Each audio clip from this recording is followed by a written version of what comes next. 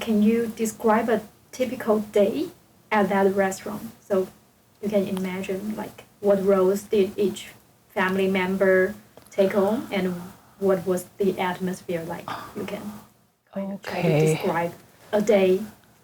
Okay.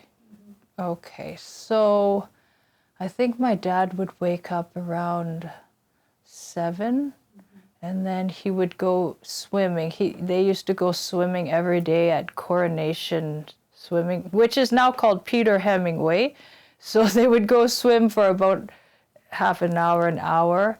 And then my dad would be at the restaurant around maybe 10, 11. He would start prep, like chop all the vegetables, I don't know, clean. Anyways, all the food prep would be done, and then we would open our doors around 11 for the lunch rush. And my mom would come around, before we opened. And my grandmother would also, she used to help out at the restaurant too. So she would be in the kitchen helping. And then, what else? We had some regular customers who would come in. My mother, another innovation she did was she made these lunch combos, which would have like a spring roll or appetizer or soup, and then you'd have like ginger beef and fried rice, and it'd all be included. So you could order like combo number 1 or ginger beef combo.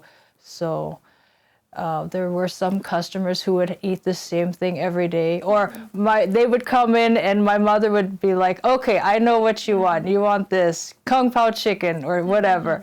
So I used to work there when I was a student, because in university we would be off for the summer. So then if I was helping out, I would be there taking orders, filling their water glasses. So it was quite busy until I think 2 or 3. We would take, it's kind of like a siesta. I think my parents have this routine because in Europe they have a siesta, and in the afternoon they kind of close their doors for, I don't know, 2 or 3 hours. So we would close and then we would open again around 4:30. And then 4:30 to about 10 would be our evening shift. So my dad had a little mattress rolled up in his back office, and he would take it out and put it on the floor, and then him and my grandma would take a nap after lunch hour. And he didn't eat much. He would have a beer and, I don't know, a few peanuts, a few bites of food. I think he cooked so much that he didn't want to eat his own cooking anymore. So, yeah. And so your dad cooked Szechuan cuisine, but it's customized. Yes, right.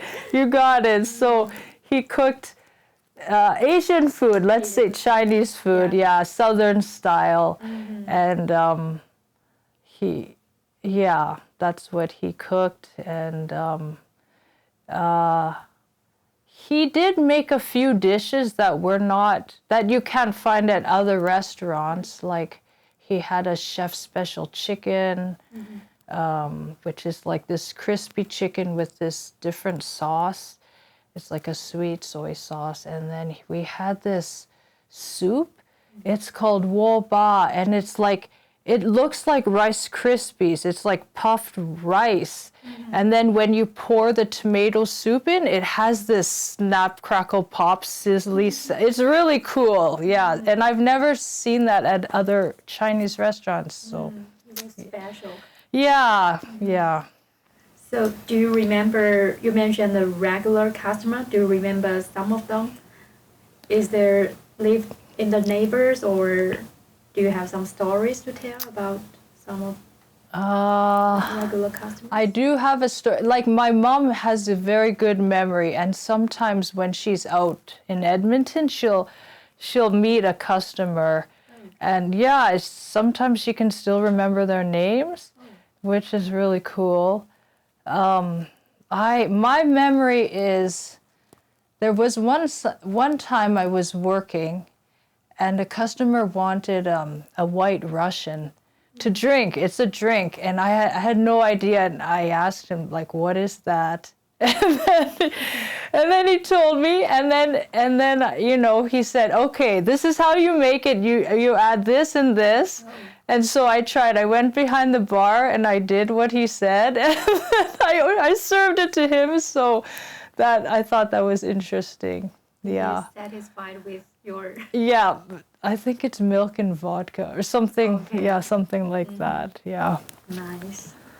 So, it seems that your mom is like good at kind of building relationships. Yes, you got it. Yeah, so her role was she was on the floor managing the workers, relating to the customers, making them feel comfortable, remembering their names. And then my dad took care of like the kitchen, the finances, ordering the food, repairs. Yeah. My aunt also worked there. She was one of the main waitresses. My older brother, both my brothers worked there as waiters. My grandmother was in the kitchen. And then we had a few workers who were not family, but we still have good relationships with them. You talked about the restaurant as being a gathering place, a place of community. Did your family create it as such? Maybe can you describe what the restaurant looked like inside? The tables, were they small tables or larger tables? How was it? Okay. How did you create that atmosphere that it was a community gathering spot?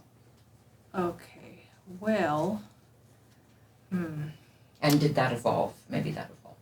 good question. Okay, so we did have like a floor plan, a layout, because all the tables were numbered. So we would say like table 14 ordered hot and sour soup. I think it was more of a community because we would be like, for example, I remember one time Grad McEwen, they came and made this, they wanted to do a silent art auction or something.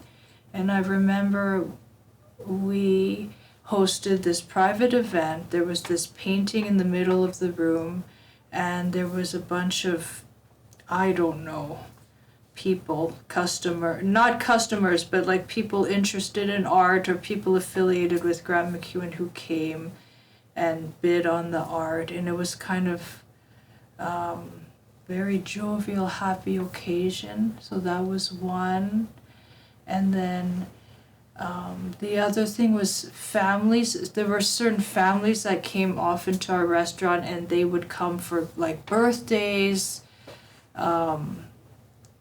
And we even had there's one family, their grandson had a bar mitzvah, and of course we're not Jewish, but they invited my parents to the synagogue. And I remember they had a little, the hat, I don't know the name, but they had it for my dad to wear in the synagogue for the back of his head. And we even catered either for the bar mitzvah or some kind of event that they had. Of course, we didn't serve pork, but that's the kind of relationship we built with our customers. And yeah, I told this story beforehand with to this lady on CBC. One of the customers wanted to propose to his girlfriend, so my mom took out something from the fortune cookie and put in like either a ring or something, so he could propose to his girlfriend with the fortune cookie. So there's those special relationships that we had with our customers that made them feel welcome and like made them bring their families so that they could, have their birthdays and anniversaries at our restaurant. Yeah.